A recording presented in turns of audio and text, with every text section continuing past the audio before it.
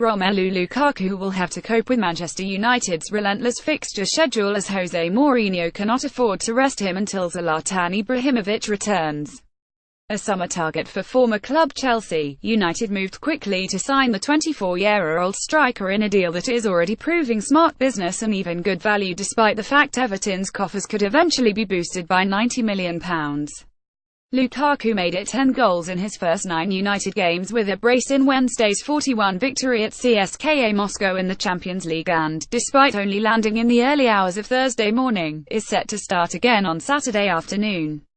The informed Belgium striker can match Andrew Cole's club record of 7 goals in his first 7 Premier League matches against embattled Crystal Palace, before attention turns to international matters with Belgium.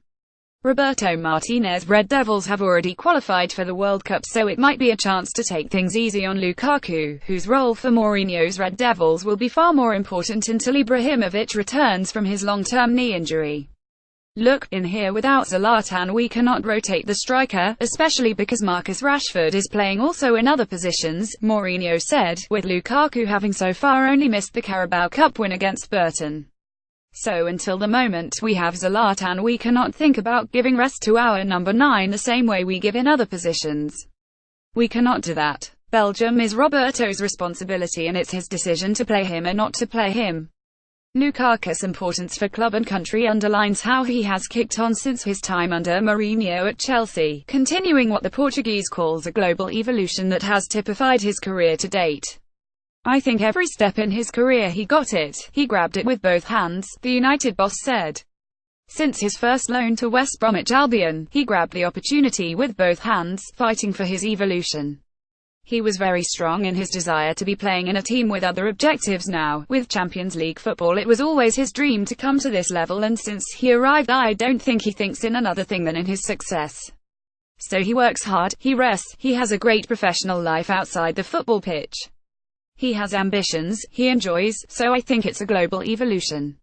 I wouldn't be fair if I wouldn't say that every step in his career with different managers, with different fellow players, with different teams were not contributing to what he is now. And now, of course, I think Manchester United is a different level of expectation and he's coping well.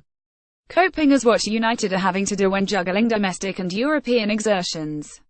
While irked by the ongoing scheduling issues impacting teams in continental action, Mourinho did not want to be seen as moaning as it doesn't give me solutions.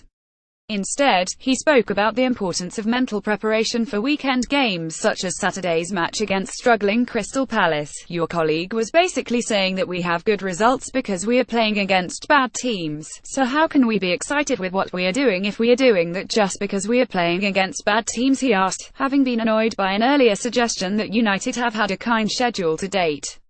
I don't think Everton, West Ham, Leicester will be happy with that, but, okay, we have our feet on the ground.